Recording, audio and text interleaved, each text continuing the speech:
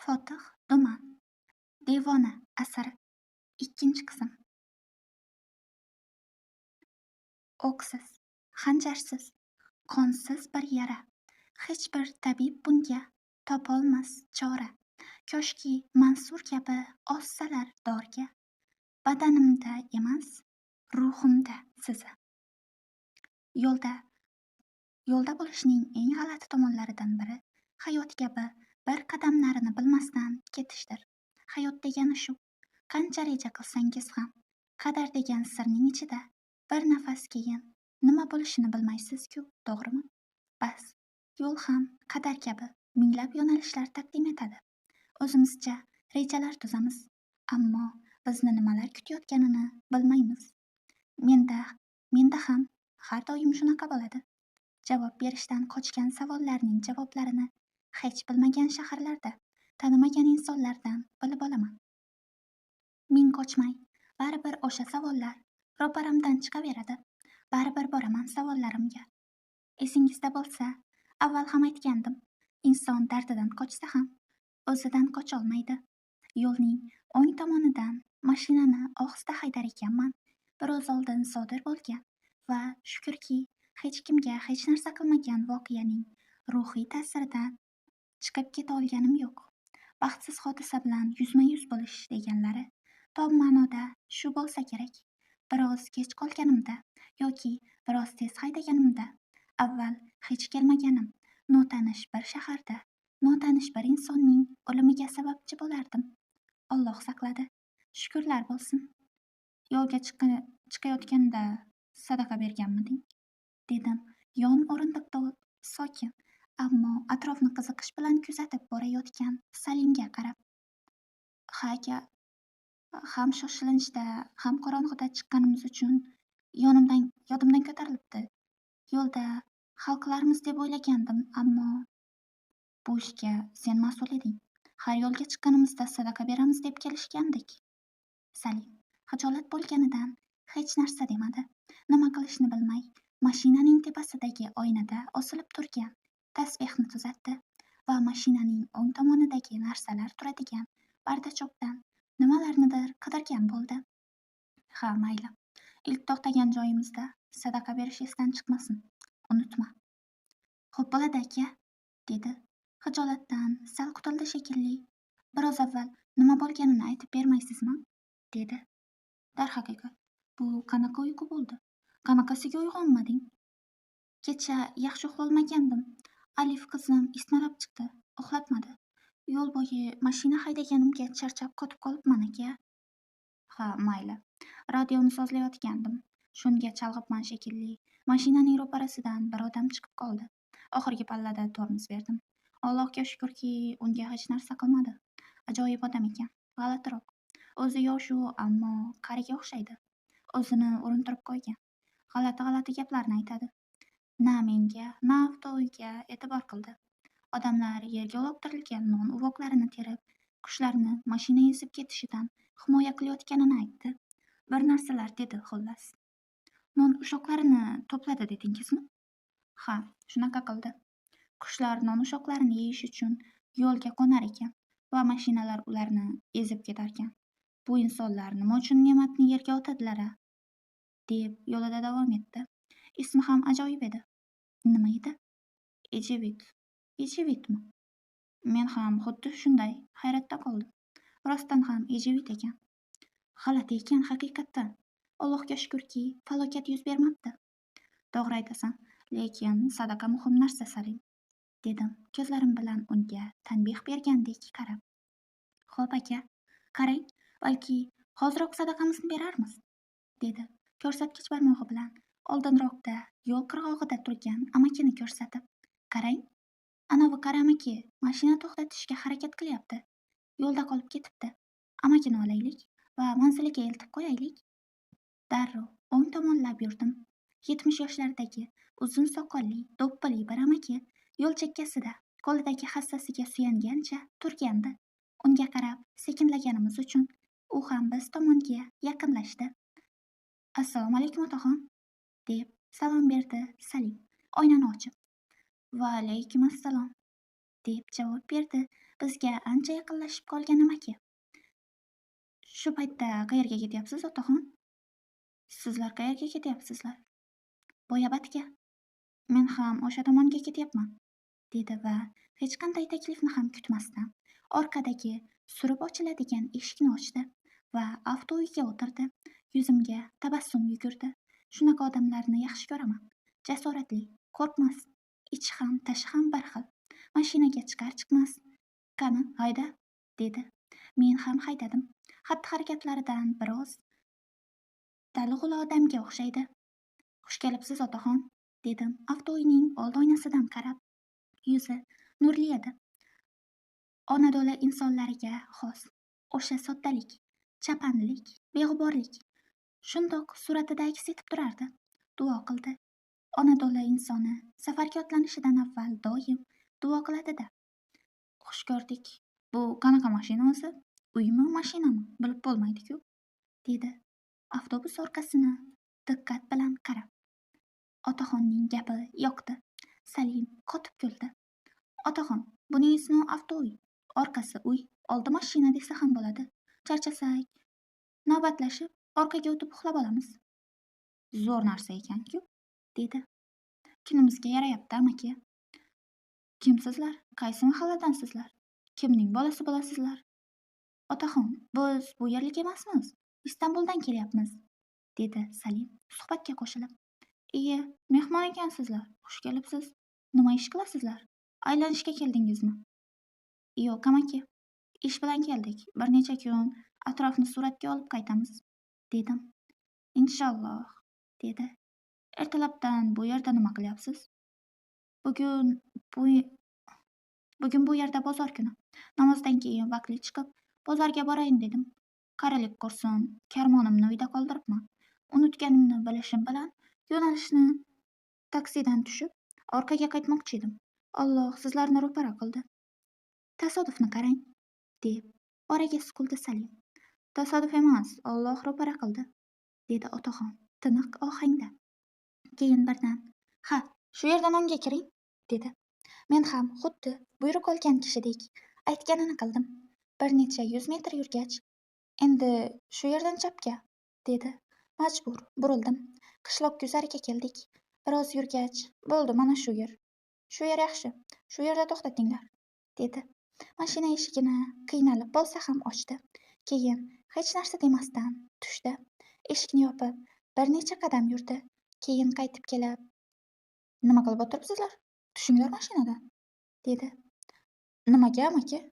dedim taajjub bilan. "Tursanglarchi, bir piyola choy bermay yuboraymi sizlarni? Aslo choy ichmasdan ketmaysizlar", deganida Salim bilan ko'z urishtirib oldik. Aslida buyruq berishlarini yoqtirmasdim. Ammo nima bo'ldi-yu, otaxonning buyruqlariga quloq soldim. Salimga tushamiz degandek ishora qildim. Mashinadan tushdik. Sal nariroqdagi qishloq qahvaxonasiga otaxonning ortidan kirib bordik. Ertalab bo'lishiga qaramay, qahvaxonada kamida 10-15 kishi o'tirgandi. Hayratda qoldim. Bugun bozor degandim-ku, bu yerdagilar hammasi yo'nalishli taksi kutyapti, dedi xuddi fikrimni o'qigandek. Otaxon hammaga salom berib, biroz oldindagi 2 kishi o'tirgan stol yonidagi bo'sh o'rindiqqa o'tirdi. Biz ham otaxonning yoniga o'tirdik. Choyxona juda shinam va go'zal edi. Stullarda o'tirgan otaxonlar yangi va xushbo'y choyning ifori, radiodan yangrayotgan tonggi xabarlarning ovozi va pechkaning issig'i. Biroz o'tib choyxonani qo'lida 3 finjon choy bilan bizning stolga qarab keldi. Oldimizda choylarni qo'yib, "Xush kelibsizlar" degandek boshini qimirlatdi. Keyin esa bizni bu yerga olib kelgan otaxonga qarab, "Bular mehmonlar. Suratga olish uchun Istanbuldan kelishibdi", dedi. Otaxonning ovozida xuddi mashhur va muhim insonlarni mehmon qilayotgandek g'urur bor edi. "Suratmi?" dedi choyxonachi. "Shunaqa ekan", dedi qari otaxon choyini ho'plar ekan. "Unday bo'lsa, bizning mana shu Haydarni ham suratga olsangizlar, Istanbuldagilar haqiqiy o'yinchi ko'rsin", dedi kulib. Shunda yonimizda o'tirgan odamning ismi Haydar ekanini bilib oldik. Darhaqiqat, bu odamning tashqi qiyofasi boshqacha edi. Bu yerdagilarning bari bu odam bilan shunaqa hazillashar ekan. Bo'ldi, qo'ysang-chi, bema'ni hazillaringni, Muso. Haydarning jahlini chiqarma. Sen o'g'lingga ayt. Karmonimni uyda qoldiribman. Biznikiga borsin-da. Fotima xolasidan karmonimni olib kelsin. Xo'p, nimaga jahling chiqadi? Hazillashib ham bo'lmaydi-ye, degan choyxonachi Yusuf deb o'g'lini chaqirdi. Qovog'ini solgancha nari ketdi. Men juda ko'p joylarga safar qilganman, dedi bizni choyxonaga olib kirgan otaxon. Qanday qilib? Dedim. Sizlarga o'xshab men ham yo'lda ko'p yurdim, safarlarga chiqdim. Umrimning ko'p qismi musofirchilikda o'tdi. Istanbuldagi Topkapida uzoq yillar ishladim. Keyin Germaniyaga ketdim. U yerda 10 yil qoldim. Lekin baribir begona yurtda, to'g'ri, yaxshi pul topdim, ammo baribir vatanga qaytdim. G'urbatda oson emas. Qiynaldim. O'shanda angladimki, ketgan men bilan kelgan bir emas ekan, bir xil emas ekan. O'ylab qarasam, o'zgargan men emas ekanman. Aslida qolganga qiyin ekan. Aslida ular o'zgarar ekan. Hech narsa, hech kimsiz qoldirgandek turmas ekan. Amakining dardi to'lib ketgan shekilli to'xtamay gapira boshladi. Otaxonning gaplari shunchaki aytilgan gaplar emasdi. Orqasida katta tajriba va o'qilgan kitoblar bor edi. Lekin eski xotiralari bilan o'rtoqlashgani uchun biroz xijolat tortgandek bo'ldi. Ha, mayli. Yo'ldagilarni ko'rsam, musofirchilikdagi hayotim esimga tushsa, jag'im ochilib ketadi-da. Yo'q, unday demang otaxon. Bu bir suhbatda, dedim. Choyimdan bir qultum ichib. Shunda yo'lda mashinamizning oldidan chiqqan g'alatiroq odam esimga tushib qoldi. So'rasam, qanaqa bo'lar ekan? Ayb bo'lmaydimi deb o'ylab, baribir so'radim. Yo'lda bir kishiga duch keldik. Kutilmaganda uchradi o'ziyam. Yo'l bo'yida shunchaki turgandi. Ha, Ejevit-ku. Ha, ismi shunaqa edi. Ejevit. Taniysizmi uni? Bu tomonlarda uni hamma taniydi. Kim u? Yo'l bo'yida nima qiladi? Degandim. Choyxonada birdan g'ala-g'ovur boshlandi. Odamlar finjonida qolgan oxirgi qultum choyni ichib, tashqariga chiqa boshlashdi. Boshida nima bo'layotganini tushunolmadim. Keyin tushundim. Ana, yo'nalishli taksi keldi, deb o'rnidan turdi otaxon. Menga Ejevit haqida gapirib bermoqchi edingiz-ku, dedim. Keyin aytib beraman, ertaga ham kelinglar. Ham suhbat qilamiz, ham choy ichamiz, dedi va tez yurib ketdi. Otaxon, deb chaqirdim orqasidan. Ismingizni ham bilmayman. Qanday topaman sizni? Hoji Umar desangiz, hamma taniydi, dedi va hassasiga tayangancha qahvaxonani tark etdi. Birdan qahvaxona bo'shab qoldi. G'alati sukunat egalladi. Ichkarida men, Salim va choyxonachi qoldik. G'alati his edi. Qo'limizdagi choylarni tugatguncha majbur o'tirdik. Amakining ortidan qarab qoldim. Miyamda Ejevitning hikoyasi. Nima? Kim degan g'alati qiziqish paydo bo'ldi. Mening bir yomon fe'lim bor. Juda qiziquvchanman. Ayniqsa, mana shunaqa voqealarga. Qahvaxonada sukunat hukmron. Hali ham choy ifori kelyapti. Salim menga qaradi. Radioda xabarlar tugagan. Bir qo'shiq yangrayotgandi. Bir to'fon tutdi bizni. Dengizga qardi. Bizning qo'shishimiz, yorim, mash'arga qoldi. Sizning ismingiz nima? Nima edi, bolam? Ismim Ahmad, otaxon. Ha, Ahmad edi. Aytgandingiz. Keyin biroz to'xtadi. Nimanidir kutayotgandek jim turdi. Boshida tushunmadim. Otaxon menga boshdan oyoq sarasob soldi. Salimga ham nazar tashladi. Menimcha, unga darrov baho bergan ko'rinadi. Bu yerda baho berish va tanishish qiyin bo'lgan men edim. Mavhum va sirli shaxs edim. Buni bilardim. Men hozir shunaqa bo'lib qolganman. Bolaligimdan beri shunaqaman. To'g'rirog'i, dadam vafot etgandan beri, o'sha kundan beri hamma bilan hamma narsani gaplashishni tashladim. Sukut saqlash va ichimda o'zim bilan gaplashishning zararsizroq ekanini angladim. Odamlarga o'zimni oshkor qilmaslik kerakligini angladim va o'z ichimga yashirindim. Chunki odamlar sizning ojiz, kuchsiz tomonlaringizdan, hassos jihatlaringizdan xabar topishsa, bir kun kelib o'sha joyingizga zarba berishadi. Hassos yuraklilar uchun bunday dunyoda yashash juda og'ir va aziyatli. O'sha kuni badanimni o'zimga sovuq qilishga qaror qildim. Uddasidan chiqdimmi, yo'qmi, biror narsa deya olmayman. Umar amaki hali ham menga zimdan qarab turibdi. Men bir qarashda xulosa qilsa bo'ladigan odamlardan emasdim. Ammo Umar amaki insonlarni bir qarashda anglay oladiganlardan edi. Hozir bo'lmasa ham zehnimda yashiringan narsalarni bilib olishi uzoqqa bormasligi tayin edi. Biroz o'tib qo'lida patnis ko'targan qari bir kampir oqsoqlana xonaga kirdi. Xush kelibsiz bolalarim, dedi Salim bilan menga qarab va bir qo'li bilan yuzidagi niqobini to'g'riladi. Umar amakining xotini bo'lsa kerak. Xush ko'rdik, sizni ham ovora qilib qo'ydik xola, dedim. Ovorasi bormikin, mehmon rizqdir, barakadir. Baraka top, Fotimaxonim, deb tabassum qildi Umar amaki. Bu tabassum oddiy tabassum emasdi, juda samimiy va ma'noli edi. Kecha qahvaxonadan chiqqandan keyin shomgacha aylanib yurdik.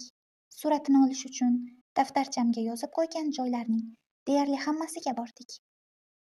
Ishimizning asosiy qismini tugatdik desa ham bo'ladi. Yarim kunlik ishimiz qoldi xolos. Avval Boyabad qal'asiga bordik. Ham qal'aning, ham qal'adan turib shaharning rasmini oldik. Keyin shaharga tushib, tarixiy Boyabad uylarini suratga oldim. Vodiyga, qoya mozorlariga bormoqchi edik, ammo qosh qorayib qolgani uchun bu fikrdan voz kechdik. Shahar va qal'aning tungi jilosini rasmga oldik va qoya mozorlarini ertangi kunga qoldirdik. Avtouyni shahar tashqarisidagi sokin bir joyga to'xtatdik. Tunni o'tkazdik, lekin mening fikru yodim Umar amaki va uning Yejivit haqidagi hikoyasida edi. Nima qilmayin, ko'zimga uyqu ilinmadi.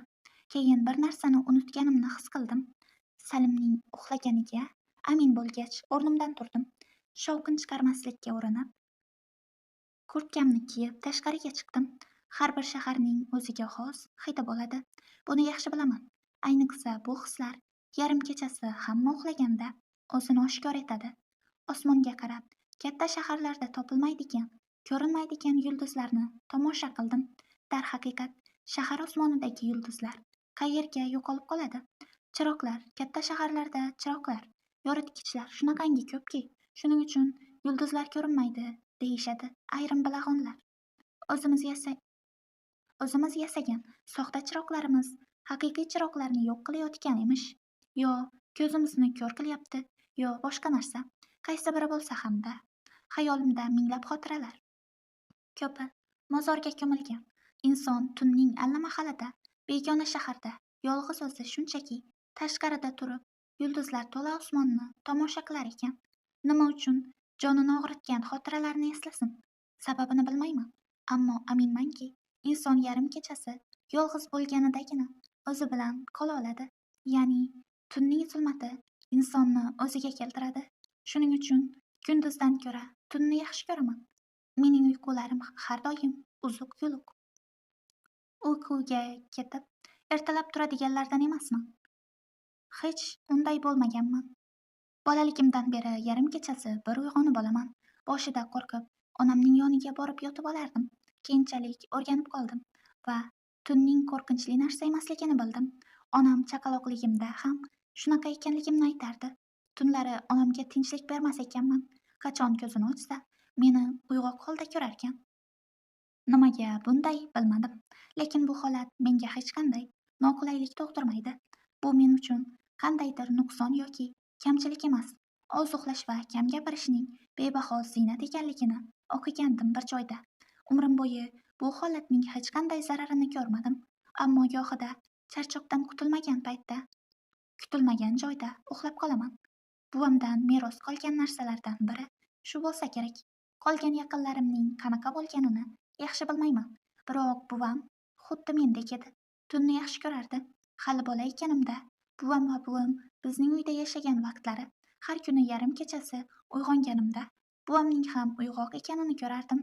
Yarim kechasi soat necha bo'lishidan qat'iy nazar uyg'onib xonamdan chiqqanimda bir pichirlash eshitardim va isguvar kabi ovoz kelgan tomonga qarab sekin-sekin qadam bosardim. O'sha ovoz meni har doim buvamga olib borardi. Doim xonasida, joy namoz ustida namoz o'qiyotgan bo'lardi yoki tizzalab o'tirardi. Ko'zlarini yumib, qo'llarini ochib duo qilardi. Ba'zida duosi juda uzoq davom etardi. Odam nima uchun bunchalar ko'p duo qiladi deb savol berardim o'zimga. Bu haqida qattiq o'ylardim. Mening duolarim qisqa edi va odatda yotishdan oldin qilardim. Allohim, ota-onamni, meni o'z panohingda asra. Lekin buvamning duolari boshqacha edi. Albatta, o'zgacha duo edi. Ana shunday kechalarning birida yana buvamning ovozini eshitdim. Xonasigacha bordim. Qiya ochiq eshikdan uni kuzatdim. Uni yana tizzalarini bukkan, qo'llarini duoga ochgan holda ko'rdim. Ammo bu safar yig'layotgandi. Nimaga yig'layotganini anglay olmadim. Kichkina edim. Kimningdir duo qilayotib yig'layotganini birinchi marta ko'rishim edi. Ko'zlari yumuq va qo'llari bilan xuddi ro'parasida kimdir bordek gapirayotgandi. O'zida emas, xuddi bir tanishiga dardini aytayotgandek, qo'lini bir ochib, bir yopib, barmoqlari bilan nimalargadir ishora qilayotgandi. Qo'rqmadim desam yolg'on bo'ladi, chunki nima bo'layotganini tushunmadim. Qaytib xonamga ketmoqchi bo'ldim. Bir necha qadam bosganimni bilaman. Tasodifan bir narsani bosib oldim. O'yinchoq ekan. O'yinchoqdan baland ovoz chiqdi. Sokin tunning bu paytida buvam yaxshigina eshitadigan darajadagi bir ovoz edi. Qo'lga tushganimni his qildim. Turgan joyimda qotib qoldim. Xonamga qochish uchun endi kech edi. Buvamning pichirlash aralash meni chaqirganini eshitdim. O'zimni ayb ish ustida qo'lga tushgan odamdek his qildim. Ahmad, kel o'g'lim, kel deganini eshitdim. Tortingancha buvamning yoniga bordim. Haliki buva, men uxlamadim-da, dedim. Buvam tizzalab o'tirgan joynamozning bir burchagiga turgancha buvam menga tabassum bilan boqdi. Ha, mayli, dedi. Qo'li bilan yoniga o'tirishimni ishora qildi. Darrov o'tirdim. Men ham ba'zida uxlay olmayman. Shunday payt o'rnimdan turib namoz o'qiyman, duo, iltijo qilaman, dedi boshimni silab. Biroz jasorat topdim shekilli. Lekin men ko'rganimda xuddi bir nimalarni tushuntirayotgandek edingiz, buva, dedim. To'g'ri bolam, bir nimalar deyotgandim. Dardimni, alamlarimni, istaklarimni, xafa bo'lgan holatlarimni, qilmoqchi bo'lganlarimni, hammasini aytib, duo qilayotgandim. Dardingizni kimga aytyapsiz? Dedim bolalarcha soddalik bilan. Allohga, dedi. Taajjublandim. Shunaqa qilsa bo'ladimi? Dedim. Kuldi. Bo'lmaydimi? Dedi. Bilmayman degandek lablarimni burishtirdim. Albatta bo'ladi, bolam. Inson ichidagi hamma narsasini, hamma istaklarini, nimadan dard chekayotganini Allohdan so'rab duo qilsa, darhaqiqat duolari duo bo'ladi. Alloh rostdan ham bizlarni eshitadimi? Tinglaydimi? Unga dardingni aytsang, hammasini tinglaydi. Duoda hamma narsani so'rasa bo'ladimi? Nimaga bo'lmas ekan, albatta bo'ladi, dedi. To'g'ri, nimaga so'ralmasin? Albatta so'raladi. Masalan, men fotoapparat istayman. Allohdan shuni ham so'rasa bo'ladimi? Bu gapim buvamga juda yoqdi shekilli. Birdan kulib, quchoqlab oldi. Hamma narsa so'rasa bo'ladi. Hatto hamma narsa faqatgina undan so'raladi. O'sha paytda bola edim. To'liq tushunmagandim. Keyinchalik barchasini tushunib yetdim. Undan keyin ham istaydiganim hamma narsani faqatgina undan so'radim. Hammasiga erishdim deya olmayman. Ammo ijobat bo'lsa ham, bo'lmasa ham undan tiladim. Ijro etuvchi Farangiz Murodova. Davomi bor.